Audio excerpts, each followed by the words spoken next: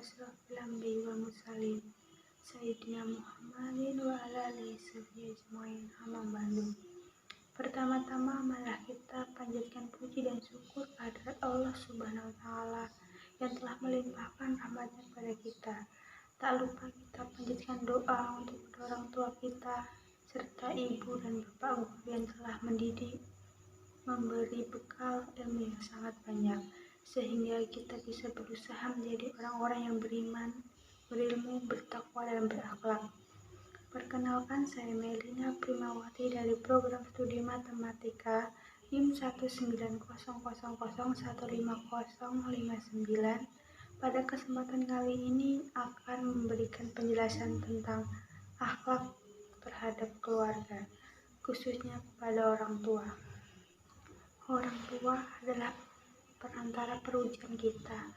Kalaupun mereka itu tidak ada, kita pun juga tidak akan pernah ada. Kita tahu bahwa perujian itu disertai dengan kebaikan dan kenikmatan yang tak terhingga banyaknya. Berbagai rezeki yang kita peroleh dan kedudukan yang kita raih. Orang tua seringkali mengharapkan segenap jerih payah mereka untuk menghindarkan bahaya dari diri kita. Mereka bersedia kurang tidur agar kita bisa beristirahat. Mereka memberikan kesenangan-kesenangan kepada kita yang tidak bisa kita raih dengan sendirinya. Mereka memikul berbagai penderitaan dan mesti berkorban dengan bentuk yang sulit untuk kita bayangkan. Berbakti kepada orang tua merupakan salah satu amal saleh yang sangat mulia, bahkan disebutkan berkali-kali di dalam Al-Quran tentang keutamaan berbakti kepada kedua orang tua. Allah berfirman, sembahlah Allah dan janganlah kamu mempersekutukannya dengan sesuatu pun, dan berbuat baiklah kepada kedua orang tua. Quran Surah An-Nisa ayat 36. Di dalam ayat ini, perintah berbakti kepada kedua orang tua disandingkan dengan amalan yang paling utama, yaitu tauhid. Maka ini menunjukkan bahwa amal ini pun sangat utama di hadapan Allah. Begitu besarnya martabat mereka dipandang dari kacamata syariat. Kalau ibu merawat jasmani dan rohani secara langsung, maka bapak pun merawatnya, mencari nafkahnya, membesarkannya, mendidiknya, dan menyekolahkannya. Di samping usaha itu, kalau mulai mengandung sampai masa muharik atau masa dapat membedakan mana yang baik dan mana yang buruk, seorang ibu sangat berperan. Maka setelah mulai memasuki masa belajar, ayah akan lebih tapak kewajibannya, mendidiknya, mempertumbuhkannya menjadi dewasa. Namun, apabila dibandingkan antara berat tugas ibu dengan ayah, mulai mengandung sampai dewasa dan sebagainya, perasaan ibu dan ayah terhadap putranya, maka secara perbandingan tidaklah keliru apabila dikatakan lebih berat tugas ibu daripada seorang ayah. Coba bandingkan, banyak sekali yang tidak bisa dilakukan oleh seorang ayah terhadap anaknya, yang hanya seorang ibu saja yang dapat mengatasinya. Tetapi sebaliknya, banyak tugas ayah yang bisa dikerjakan oleh seorang ibu. Barangkali karena demikian inilah maka penghargaan kepada ibunya. Walaupun bukan berarti ayahnya tidak dimuliakan, melainkan hendaknya mendahulukan ibu daripada mendahulukan ayahnya dalam cara memuliakan orang tua.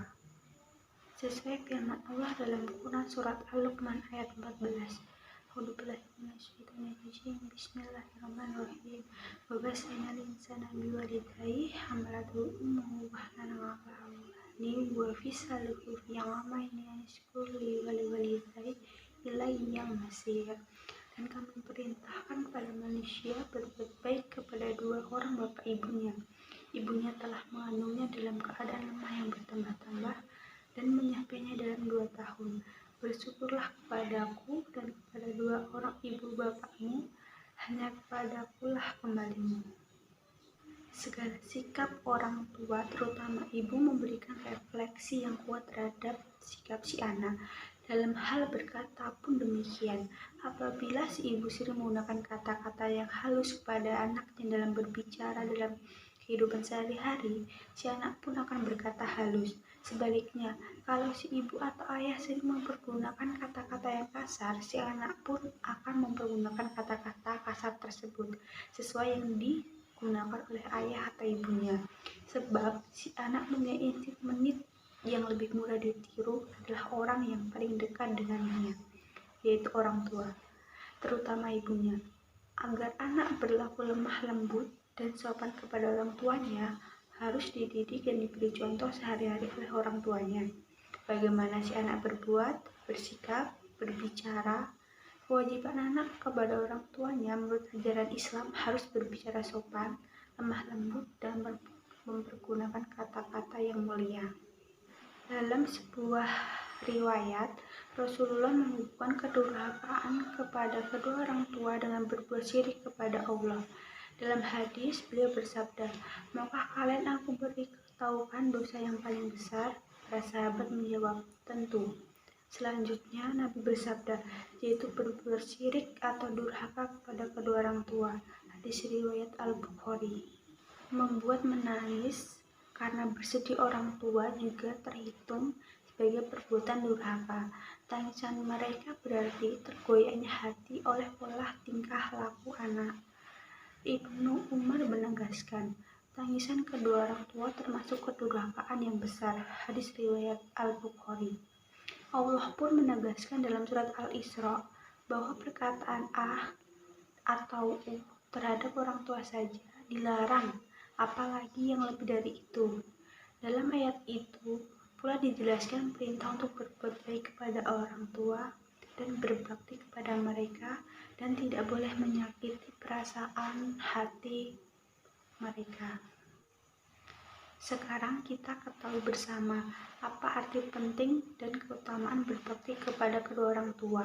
Kita ingat kembali betapa sering kita membuat marah dan menangis orang tua, betapa sering kita tidak melaksanakan perintahnya, mengapa tidak ada ketaatan kepada makhluk dalam bermaksiat kepada Allah.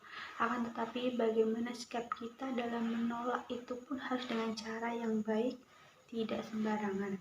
Bersegeralah kita meminta maaf pada keduanya. Perlu kita ingat bahwa ridhonya Allah adalah ridhonya orang tua, murkanya Allah adalah murkanya orang tua, sakitnya Allah adalah sakitnya orang tua. Maka kita jangan sekali-sekali menyakiti keduanya, karena itu sudah dituliskan dan diperintahkan oleh Allah untuk kita selalu berbakti dan menaati orang tua. Karena itulah barang siapa yang durhaka kepada kedua orang tua, niscaya Allah akan memberikan siksa dan neraka balasannya. Sebagai generasi yang soleh dan solihah, marilah kita senantiasa berbakti kepada kedua orang tua dan selalu mengirimkan doa dan meminta agar mereka selalu sehat. Bismillahirrahmanirrahim. Allahumma firli wali walidayya warhamma kama rabbiyani shaghira.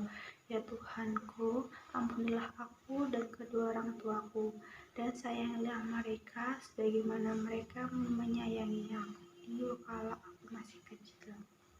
Sangat dianjurkan oleh Allah untuk selalu dibacakan di akhir kita sholat 5 waktu dalam sehari, lebih juga boleh, karena itu merupakan doa permintaan kita kepada Allah agar selalu dilindungi, diberikan kesehatan kita dan keluarga, terutama orang tua. Di atas, dan yang perlu kita renungkan dan hayati bersama dalam menyikapi rahasia di balik keberhasilan seseorang. Banyak orang yang menyepelekan akan hal itu, tapi banyak pula yang menjadikan orang tua sebagai faktor penting dalam hidupnya, dan merekalah orang-orang yang selamat dan menemui kebaikan yang hakiki. Mereka adalah orang-orang yang akan mendapatkan nikmat dan karunia-Nya dikarenakan mereka telah berbakti dan memperlakukan orang tua dengan sebaik-baiknya. Seseorang yang beriman dan bertakwa tetapi tidak menghormati dan berbakti kepada orang tua, sesungguhnya mereka berbuat sia-sia. Demikianlah yang bisa saya sampaikan. Apabila dalam menjelaskan dan menguraikan materi saya banyak kesalahan dan kekurangan, saya mohon maaf. Cukup sekian dan terima kasih. Wassalamualaikum warahmatullahi wabarakatuh.